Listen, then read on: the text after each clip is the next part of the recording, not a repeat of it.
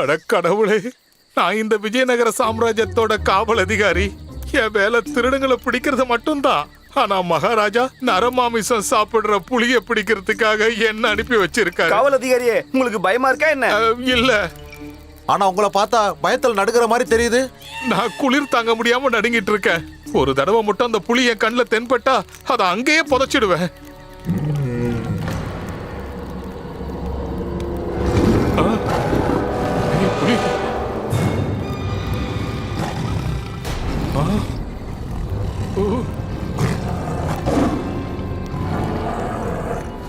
புலி புலி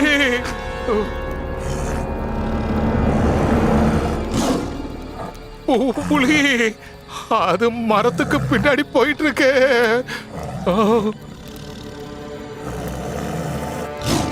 காப்பாத்துங்க காப்பாத்துங்க காப்பாத்துங்க காப்பாத்துங்க காப்பாத்துங்க காப்பாத்துங்க காப்பாத்துங்க காப்பாத்துங்க.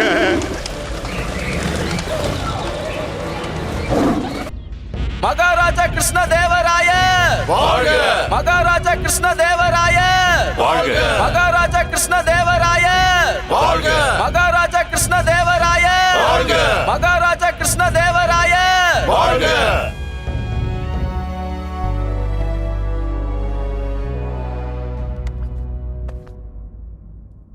விஜயநகரத்துக்கு மகாராஜாவை வரவேற்கிறேன். நீங்க போயிட்டு வந்த யாத்திரை நல்லபடியா இருந்திருக்கும்னு நம்புறேன். ஆமா குருதேவா, உண்மையிலேயே ரொம்ப நல்லபடியா முடிஞ்சது. மன்னிக்கணும் மகாராஜா, நீங்க ரொம்ப நாள் அங்க தங்க வேண்டியதாயிடுச்சு. மகாராணி திருமலாம்பாவோட தாயாருக்கு இப்போ உடல்நிலை எப்படி இருக்கு?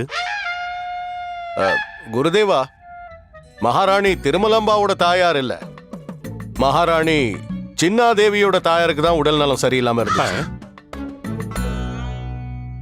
ஆனா மந்திரியார் என்ன சொன்னார்னா? இல்ல அவரு ஒரு சின்ன தவறு செஞ்சிட்டாருன்னு நினைக்கிறேன். தவறா? ஓ, அப்படியா விஷயம். நீங்க தவறான மாமியார் வீட்டுக்கு போயிருக்கீங்க. குருதேவா, அது அது வந்து மகாராஜா, என்னோட ஒரு வேண்டுகோள். இன்னைக்கு ராஜ தர்பார்ல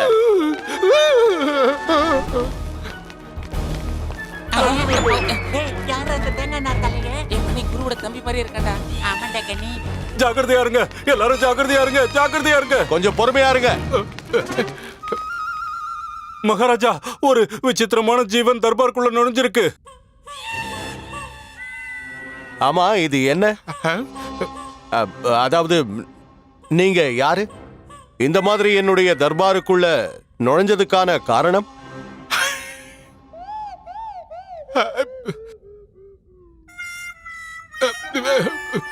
இவர் ஏதோ சொல்ல முயற்சி பண்றாருன்னு தெரியுது.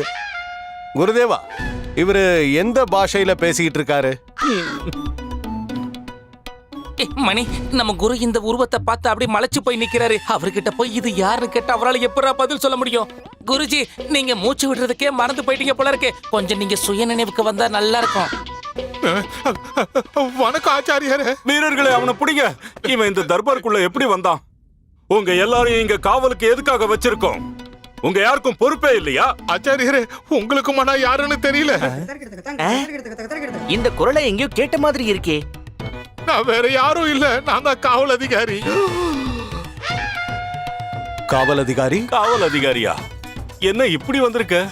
மகாராஜா, நான் தான் காவல் அதிகாரி. காவல் அதிகாரியா? உங்களுக்கு ஏன் இந்த நிலைமை? யார் இந்த மாதிரி பண்ணதுன்னு சொல்லுங்க.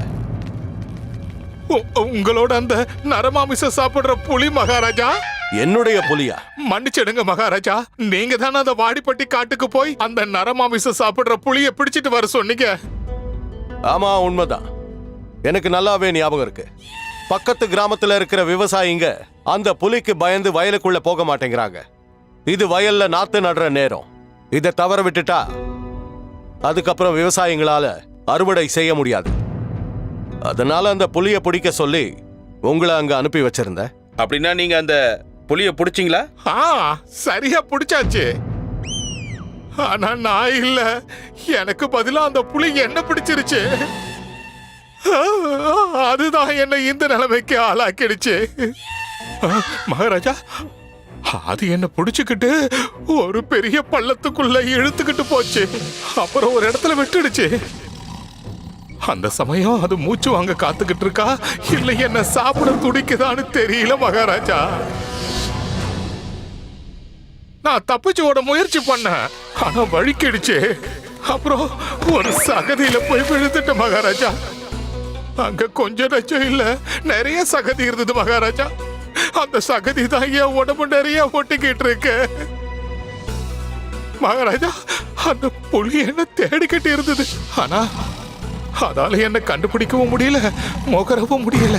ஏன்னா நான் சகதியோட சகதியாயிட்டேன்.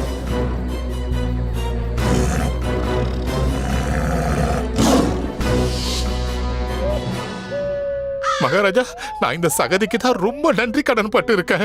இதாலதான் நான் உயிர் படைச்சு வந்திருக்கேன் மகாராஜா. அந்த புலி போயிடுச்சு, ஆனா ராத்திரி முழுக்க நானு அந்த சகதிக்குள்ளேயே மிதந்துகிட்டு இருந்தேன் மகாராஜா. அப்புறம் விடிஞ்ச உடனே நான் தர்பாருக்கு ஓடி வந்துட்டேன் மகாராஜா. மகாராஜா, அந்த புலி ரொம்ப பயங்கரமானதா இருக்கு. நான் ரொம்ப கஷ்டப்பட்டு இந்த சகதியில ஊறி ரொம்ப நொந்து நூலாய் வந்திருக்கிறேன் மகாராஜா. இல்லனா இந்நேரம் என்னோட சடலம் தான் இங்க வந்திருக்கும் மகாராஜா.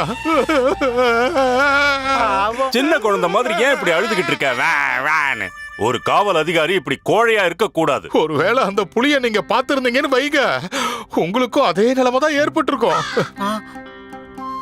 அது ரொம்ப தந்திரமானது. அதோட உருமுலை கேட்டதுமே என் இதய துடிப்பு நின்ன மாதிரி ஆயிடுச்சு.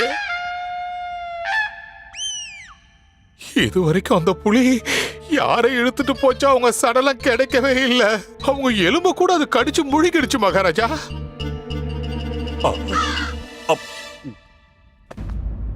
மந்திரியாரே, உத்தரவு மகாராஜா.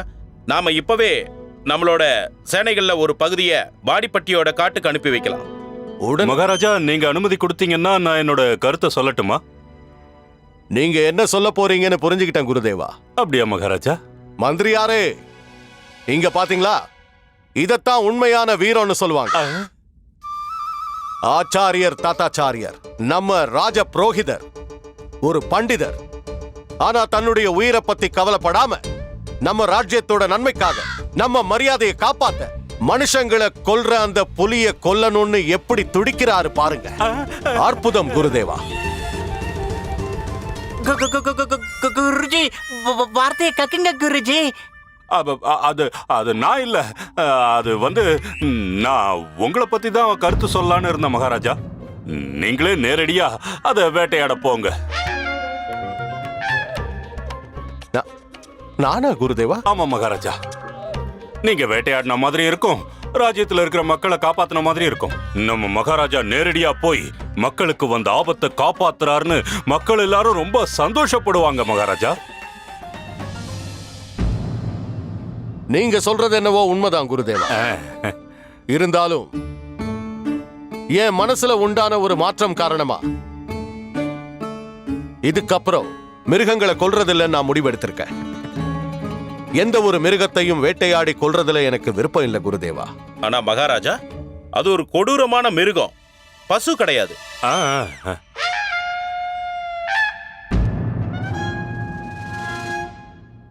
நீங்க சொல்றதும் உண்மைதான் மந்திரியாரே. நானே வேட்டைக்கு போயிட்டு வரேன். நம்ம படையோட 3 பிரிவுகளை தயார் பண்ணுங்க. உடனடியா பயணத்துக்கான ஏற்பாடையும் செய்யுங்க. உத்தரவு மகாராஜா. நீங்க சொன்ன மாதிரியே செய்யறேன். நான் தப்பிச்சேன்.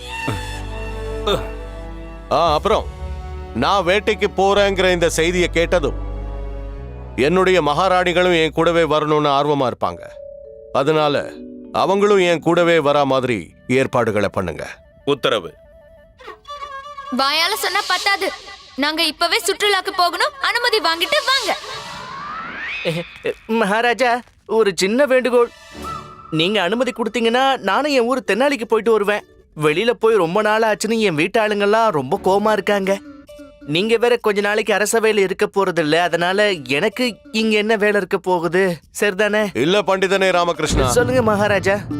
நான் அந்த வேட்டைக்கு போகும்போது நீயும் என் கூட வரப்போற.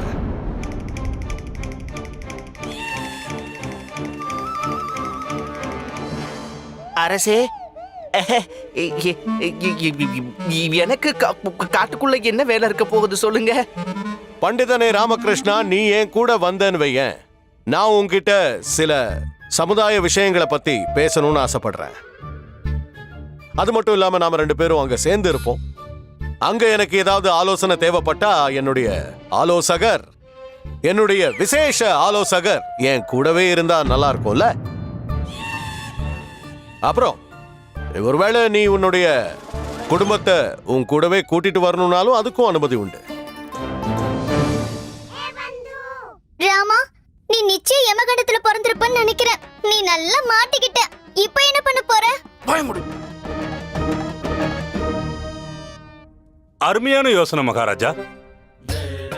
நம்ம பண்டிதர் ராமகிருஷ்ணனுக்கும் காட்டுல இருக்கிற புலிய பாக்குறதுக்கு ஒரு நல்ல சந்தர்ப்பம் கிடைக்கும் இல்லையா? ஆமாம் குருதேவா. நல்லது. அது மட்டும் இல்ல, காட்டுக்கு நீங்களும் என் கூடவே வரப்போறீங்க குருதேவா. ஆகட்டும் மகாராஜா. மிகச்சிறந்த யோசனை மகாராஜா. மாட்னையா இன்னைக்கு.